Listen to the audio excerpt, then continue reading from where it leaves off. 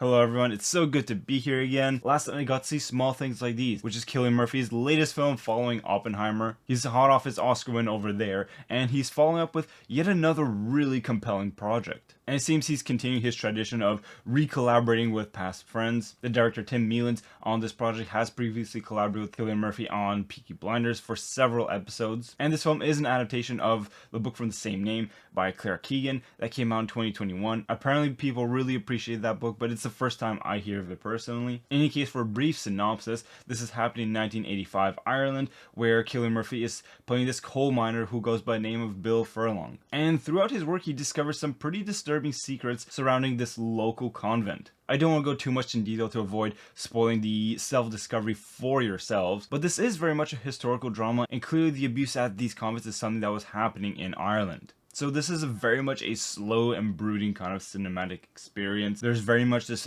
emphasis on this internal self-exploration of Cillian Murphy's character, because indeed in this film we're learning a lot more about the character as well, rather than just the convent. And frankly, a lot of the way that internal exploration is communicated on screen is through the use of some pretty terrific sound design, or in some cases the lack of sound. This really weighty use of silence in this film creates this isolating and suffocating atmosphere. And that sensation is further heightened with this really powerful emphasis on Cillian Murphy's face through the cinematography. The camera is literally just zoomed in on his face, taking up the whole screen, and either the background is blurred out or we're just focusing on his face and we're hearing a lot of things in the background, which I think is a really interesting cinematic approach, because inherently it makes you wonder what is going on, and just you're imagining the scene that is happening in the background somewhere not too far away. There are quite a few moments in the film in that regard which resonate with me quite strongly. And this is of course in many ways thanks to Cillian Murphy's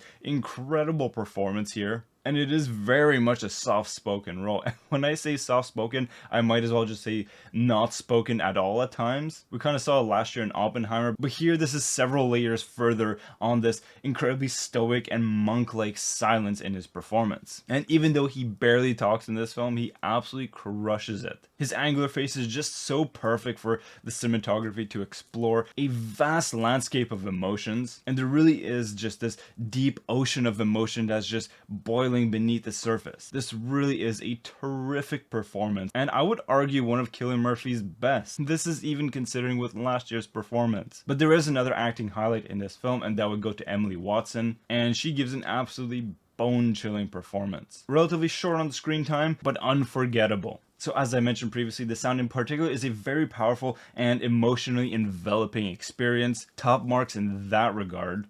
But I also really love the art direction in general in this film. This is unintentionally a Christmas film, and I also do feel the coldness just seeping into my bones through the screen. It is starting to get cold here in Canada as well, but as for the filming locations here, they're absolutely gorgeous. The cinematography really makes a meal out of the landscape, the architecture, and some of the unique areas in the film, like the convent in particular. Like, that is a vibe. And there's some really compelling composition and framing that's done with windows in this film. Yeah, in terms of cinematography, there's a lot in this film that really resonates strongly with me. And the costume makeup feels appropriate for the time period and the location. And the makeup in particular, specifically when it comes to the grimy coal smears that are just covering Cillian Murphy's face and hands, also adds a unique texture and emotional layer to the experience, especially when it comes to his daily routine of coming home and just washing off the grime. That was a lot more emotionally exhausting than I would have ever imagined that kind of scene being. I was practically holding myself just clenched fist through those moments. But yeah, as you can tell, this is some pretty powerful stuff, and